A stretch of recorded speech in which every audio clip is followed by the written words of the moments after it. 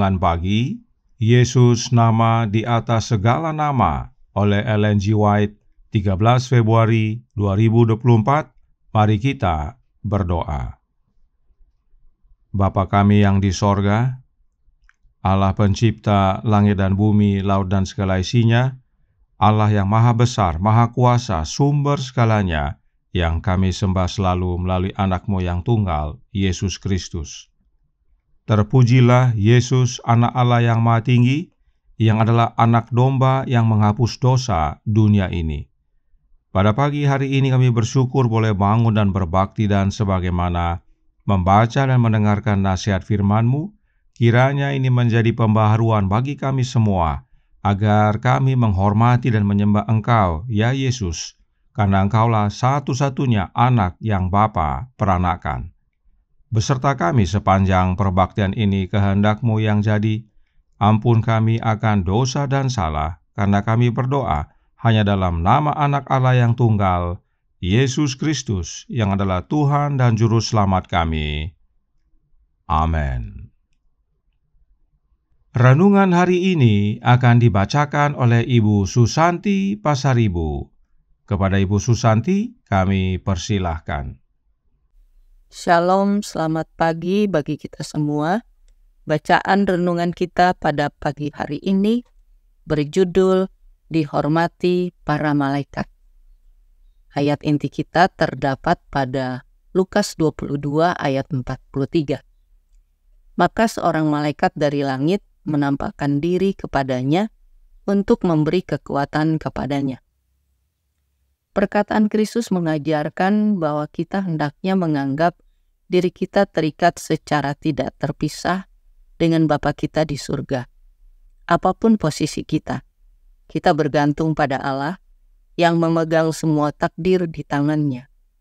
Dia telah menetapkan pekerjaan kita dan telah menganugerahi kita kemampuan dan sarana untuk melakukan pekerjaan itu. Selama kita menyerahkan kehendak kepada Allah dan percaya pada kekuatan dan kebijaksanaannya, kita akan dibimbing ke jalan yang aman untuk memenuhi bagian kita yang telah ditentukan dalam rencana besarnya. Tetapi orang yang bergantung pada kebijaksanaan dan kekuatannya sendiri sedang memisahkan dirinya dari Allah. Bukannya bekerja sama dengan Kristus, ia malah menggenapi tujuan Yesus Allah dan umat manusia. Juru Selamat melanjutkan, sebab apa yang dikerjakan Bapa, itu juga yang dikerjakan Anak. Sebab sama seperti Bapa membangkitkan orang-orang mati dan menghidupkannya, demikian juga Anak menghidupkan barang siapa yang dikehendakinya. Orang Saduki berpendapat bahwa tidak akan ada kebangkitan tubuh. Namun Yesus mengatakan kepada mereka bahwa salah satu pekerjaan terbesar Bapanya adalah membangkitkan orang mati, dan bahwa Dia sendiri mempunyai kuasa untuk melakukan pekerjaan yang sama. Sesungguhnya saatnya akan tiba, dan sudah tiba, bahwa orang-orang mati akan mendengar suara Anak Allah, dan mereka yang mendengarnya akan hidup. Orang-orang Farisi percaya akan kebangkitan orang mati. Kristus menyatakan bahwa sekarang pun kuasa yang menghidupkan orang mati ada di antara mereka, dan mereka akan menyaksikan perwujudannya. Kuasa kebangkitan yang sama inilah yang memberikan kehidupan kepada jiwa yang mati karena pelanggaran-pelanggaran dan dosa-dosamu. Efesus 2 ayat 1. Roh kehidupan dalam Kristus Yesus, kuasa kebangkitannya dan memerdekakan manusia dari hukum dosa dan maut. Filipi 3 ayat 10, Roma 8 ayat 2. Kuasa kejahatan dipatahkan, dan melalui iman jiwa terpelihara dari dosa. Barang siapa membuka hatinya kepada Roh Kristus, ia akan mengambil bagian dalam kuasa besar yang akan membangkitkan tubuhnya dari kubur. Orang Nazaret yang rendah hati menegaskan kemuliaannya yang sesungguhnya. Dia melampaui kemanusiaan, membuang kedok dosa, dan rasa malu, dan berdiri tegak, yang dihormati para malaikat, Anak Allah yang satu dengan Pencipta alam semesta. Para pendengarnya terpesona. Tidak ada seorang pun yang pernah mengucapkan kata-kata seperti yang diucapkannya, atau menjadikan dirinya memiliki keagungan seperti raja. Perkataan-perkataannya jelas dan gamblang, sepenuhnya menyatakan misinya dan tugas dunia. Dikutip dari buku The Desire of Ages, halaman 209 dan 210. Demikianlah renungan kita pada pagi hari ini. Allah beserta kita. Amin. Terima kasih atas penata layanan Ibu Susanti. Tuhan Yesus memberkati. Selamat pagi saudaraku dalam Tuhan. Renungan hari ini berkata dalam Jesus Name Above All Names, halaman 52, paragraf 2. Perkataan Kristus mengajarkan bahwa kita hendaknya menganggap diri kita terikat secara tidak terpisahkan dengan Bapa kita di sorga. Apapun posisi kita, kita bergantung pada Allah yang memegang semua takdir di tangannya. Kita tidak bisa terpisah dari Bapa. Kita harus bergantung kepada Allah yang adalah Bapa kita. Karenanya, perkataan Yesus mengajarkan agar kita terikat dengan Bapa. Perkataan Yesus yang manakah yang dimaksudkan? Mari kita baca paragraf sebelumnya yang terdapat dalam The Desire of Ages, halaman 209, paragraf pertama. Tetapi bangsa Israel telah memilih jalan mereka sendiri. Mereka telah membangun tidak sesuai dengan contoh. Tetapi Kristus, bait suci yang benar untuk tempat kediaman Allah itu, telah membentuk seluk-beluk hidupnya yang terkecil pun di atas dunia ini sesuai dengan cita-cita Allah. Ia berkata, "Aku suka melakukan kehendak-Mu, ya Allah-Ku. Taurat-Mu ada dalam dadaku." Mazmur 40 ayat 9. Oleh sebab itu, karakter kita harus dibangunkan menjadi tempat kediaman Allah di dalam roh. Efesus 2 ayat 22. Dan kita patut membuat semuanya itu menurut contoh, yaitu Dia yang telah menderita untuk kamu dan telah meninggalkan teladan bagimu, supaya kamu mengikuti jejaknya. Ibrani 8 ayat 5 dan 1 Petrus 2 ayat 21. Inilah perkataan Yesus yang dimaksudkan dalam kutipan sebelumnya. Kehidupan Yesus adalah kehidupan yang suka melakukan kehendak Bapanya. Dan itulah teladan Kristus bagi kita semua, agar kita mengikuti jejaknya. Sehingga, sebagaimana Kristus yang terikat dengan Bapanya, maka kita pun terikat kepada Bapa melalui Yesus. Itu sebabnya Yesus berkata dalam Yohanes 14 ayat 6 yang berbunyi, kata Yesus kepadanya, "Akulah jalan dan kebenaran dan hidup. Tidak ada seorang pun yang datang kepada Bapa kalau tidak melalui Aku." Ingat baik-baik saudaraku dalam Tuhan ayat ini. Sebab hanya Yesus satu-satunya jalan untuk kita datang kepada Bapa. Tidak ada jalan yang lain atau cara yang lain. Itu sebabnya untuk terikat dengan Bapa, kita harus terikat dengan Yesus. Dan tidak hanya terikat dengan Bapa, tetapi Kristus adalah kebangkitan dan hidup. Renungan hari ini berkata dalam Jesus Name Above All Names, halaman 52, paragraf 3.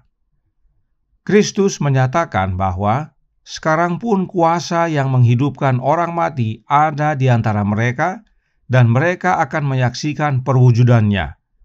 Kuasa kebangkitan yang sama inilah yang memberikan kehidupan kepada jiwa yang mati karena pelanggaran-pelanggaran dan dosa-dosamu. Efesus 2 ayat 1. Roh kehidupan dalam Kristus Yesus, kuasa kebangkitannya memerdekakan manusia dari hukum dosa dan maut. Filipi 3 ayat 10 dan Roma 8 ayat 2. Roh yang menghidupkan itu ada di dalam Yesus.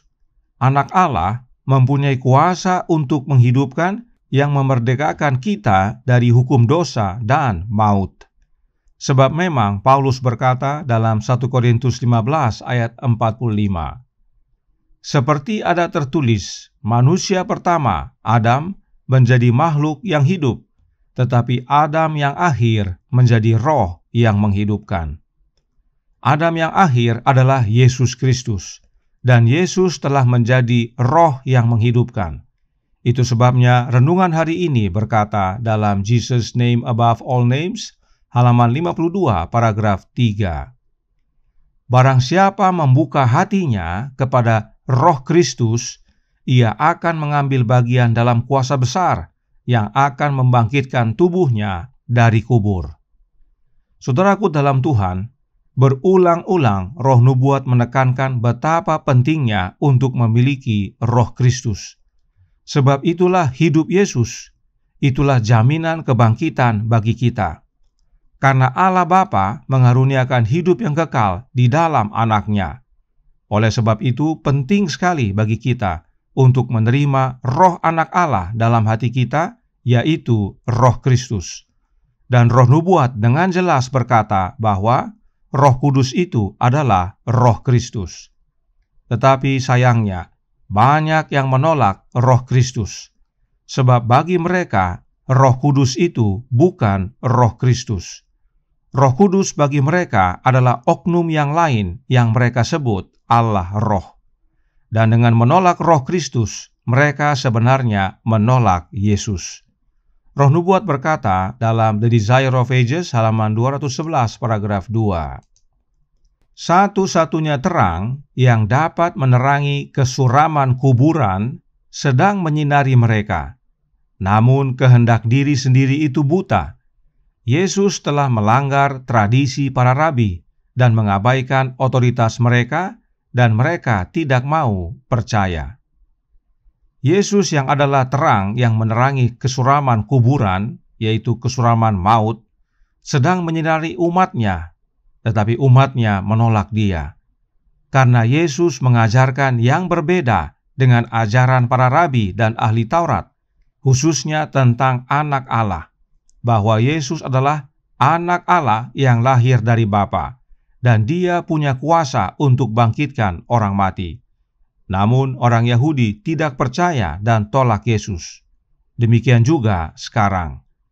Gereja Advent yang sekarang ini tidak percaya bahwa Yesus adalah anak Allah yang keluar dari Bapa, anak Allah yang lahir dari Bapa. Mereka tolak Yesus yang Bapa peranakkan, dan mereka menerima Yesus yang lain. Padahal Yesus yang lahir dari Bapa inilah yang dihormati para malaikat, sebab segala kuasa baik di sorga dan di bumi telah diserahkan kepadanya oleh Bapa.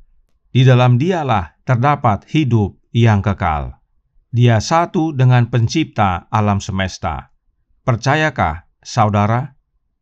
Tuhan memberkati. Saya bawa dalam nama Yesus. Amin. Mari kita berdoa. Bapa kami yang di sorga, Allah pencipta langit dan bumi, laut dan segala isinya, Allah yang maha besar, maha kuasa, sumber segalanya, yang kami sembah selalu melalui anak-Mu yang tunggal, Yesus Kristus. Terima kasih ya Bapa, berulang-ulang diingatkan kepada kami pentingnya menerima anak-Mu yang tunggal, anak yang Engkau peranakkan. Sebab hidupnya lah, rohnya lah yang kami perlukan. Itulah jaminan untuk kehidupan yang kekal. Bila mana Kristus tinggal dalam hati kami, itulah pengharapan akan kemuliaan.